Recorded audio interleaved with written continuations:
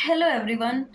एक बहुत ज़्यादा प्रॉब्लम सामने जो आ रही है वो ये है कि लोग कहते हैं कि पुलिस जो है वो हमारी एफआईआर नहीं लिख रही है, तो फिर हम क्या करें। वो पैनिक हो जाते हैं, घर में बैठे रहते हैं, सोचते रहते हैं पुलिस तो लिख नहीं रही है, फिर हम क्या करें।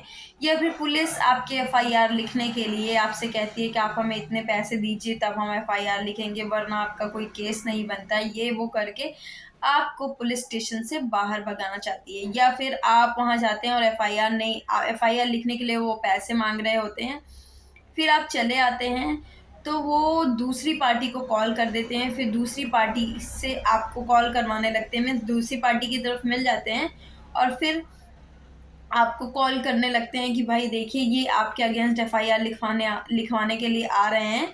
अगर आप पैसे नहीं देंगे तो हम आपके अगेंस्ट एफआईआर लिखवा देंगे इन धाराओं के अंदर, और फिर आपको कोर्ट कचहरी के चक्कर लगाने पड़ेंगे। अगर हमें आप इतने पैसे दे देंगे तो फिर हम आपका एफआईआर नहीं लिखेंगे। कभी कभी ऐसी हरकतें पुलिस करने लगती है।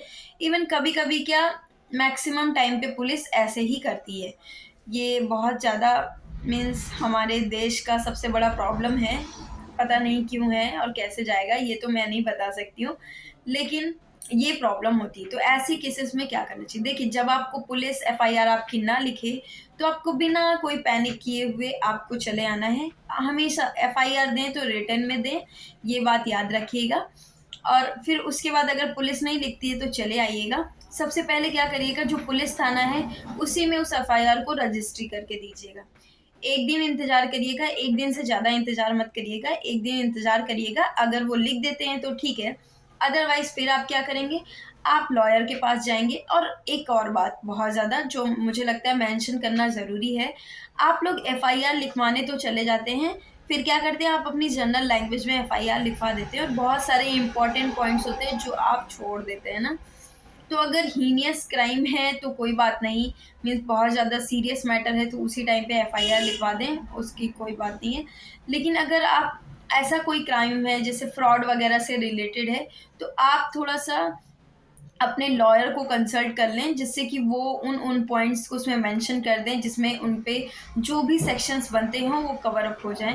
अदरवाइज क्या होता है, एफआईआर को वेक कर दिया जाता है और बेल वगैरह उन्हें ईजिली मिल जाती है, और उन्होंने क्राइम बड़ा किया होता है वो सिर्फ इस वजह से क्योंकि आपने अच्छी लैंग्वेज उसमें नहीं लिखवाई होती, आपने वो सारी चीज़ें नहीं लिखवाई होती हैं जो उस ऑफेंस के लिए ज़रूरी होती हैं। तो फिर ऐसे हो जाता है। तो याद रखिएगा, अगर कोई ऐसा मिस इकोनॉमिक ऑफेंस से रिलेटेड कोई ऑफेंस है और आप चाहते हैं कि उसके अगेंस्ट एफआईआर हो, तो एक बार लॉयर के पास चले जाइए, वो सही सही से लिख देंगे, फिर वो एफआईआर आप उनको दीजिए। तो वो जब एफआईआर लिखी जाएगी तो आपके केस में वेटेज भी हो गया। इवन दो एफआईआर जो होता है वो एविडेंशियल वैल्यू नहीं रखता है, लेकिन आपके मुकदमे की शुरुआत वहीं होती है। एफआईआर का फुल फॉर्म क्या होता है, फर्स्ट इन्फॉर्मेशन रिपोर्ट। और किसी भी मीन्स जो क्रिमिनल केस है उसकी शुरुआत तो फर्स्ट इन्फॉर्मेशन रिपोर्ट के थ्रू ही होती है। तो ये बहुत ज़्यादा मीन्स ऐसे तो अगर आप अकॉर्डिंग टू लॉ देखें तो इसकी कोई एविडेंशियल वैल्यू नहीं है, बट अकॉर्डिंग टू फैक्ट्स देखें तो इसकी एविडेंशियल वैल्यू बढ़ जाती है। एविडेंशियल वैल्यू ना सही, बट इसका थोड़ा सा वेटेज होता है आपके केस में। तो अच्छा होगा अगर आपकी एफआईआर सही सही लिखी हो तो, है ना। हम फिर कहाँ पे थे कि हाँ, अगर पुलिस स्टेशन में आपकी एफआईआर नहीं लिखी जाती या फिर पुलिस आपसे एफआईआर लिखने के पैसे मांगता है तो आपको क्या करना चाहिए। आप फिर लॉयर के पास जाइए। पहले तो आपको मैंने बताया वो पोस्ट के थ्रू उसको भेज दीजिए पुलिस स्टेशन में, एक दिन वेट कर लीजिए। अगर वो नहीं लिखते हैं तो कोई बात नहीं, आप फिर जाइए लॉयर के पास और उनसे अपना एप्लीकेशन पूरा बनवाइए। उसके बाद उस एप्लीकेशन को थ्रू पोस्ट दीजिए उसको एसएचओ को, या फिर आपके वहाँ पे जिसको भी दिया जाता हो उसको दीजिए, जिससे कि आपकी जो इन्फॉर्मेशन है वो ऑन रिकॉर्ड आ जाए। आप कोर्ट को ये बता सकें कि देखिए हमने इनको भी इन्फॉर्म किया था, है ना।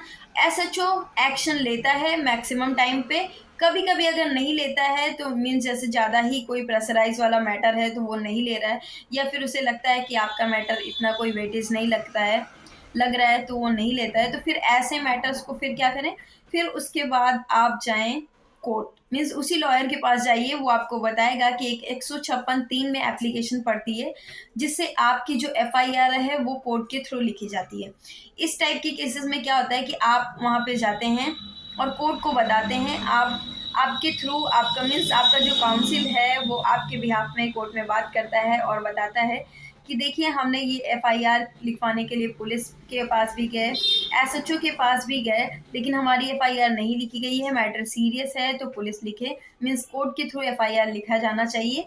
तो अगर फिर कोर्ट क्या करती है, कोर्ट एक रिपोर्ट मंगाती है पुलिस स्टेशन से, तो पुलिस स्टेशन से रिपोर्ट आ जाती है कि हाँ हमने कोई एफआईआर इस नाम से नहीं लिखी है, बाकी और कुछ भी लिखा होता है तो उसको मेंशन नहीं किया जाता, मीन्स उसको इतना ज़्यादा वेटेज नहीं दिया जाता है। कुछ टाइम पे क्या होता है कि पुलिस वगैरह बहुत सारी कहानियाँ लिख कर दे देती हैं, फिर आप डर जाते हैं कि देखिए इतनी सारी कहानी इसमें लिखी हुई है, कैसे होगा, ये होगा, वो होगा।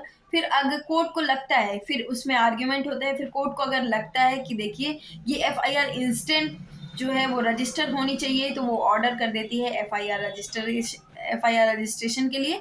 और अगर उन्हें लगता है कि नहीं कुछ और देखना चाहिए इस मैटर में, तो फिर वो परिवार के थ्रू दर्ज कर लेती है, मीन्स कंप्लेंट केस वो फाइल हो जाता है।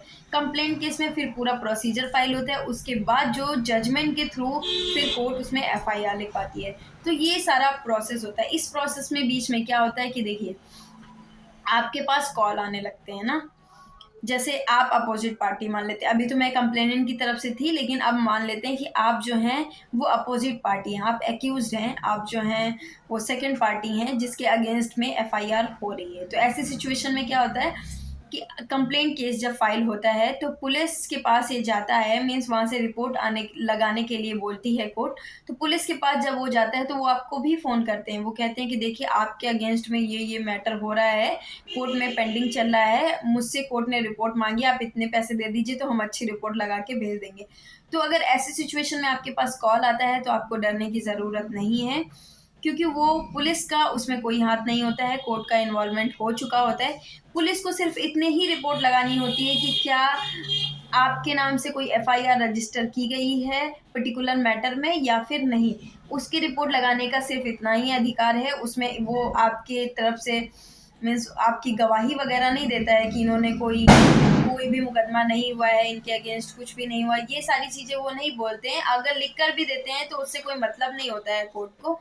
तो इस बात को आप ध्यान रखिएगा कि पुलिस का अगर ऐसे फ़ोन आता है और आपसे वो फालतू के पैसे माँगते हैं, तो इन सब चीज़ों से आप बचें। थोड़ा-सा सतर्क रहें, तो न्याय बहुत अच्छी तरीके से मीन्स ये जो हमारी जुडिशरी वर्क कर रही है, हमारी न्यायपालिका जो वर्क कर रही है, वो बहुत अच्छे तरीके से वर्क कर सकती है, अगर आप लोग भी थोड़ा-सा जागरूक हो जाएँ तो। और थोड़ा-सा जागरूक होने के लिए हमारा चैनल भी सब्सक्राइब कर सकते हैं आप, क्योंकि मुझे लगता है मेरी इन्फॉर्मेशन थोड़ी-सी ऐसी रिलेटेड होती है, जो आपको पता होनी चाहिए। Okay, thank you, bye-bye.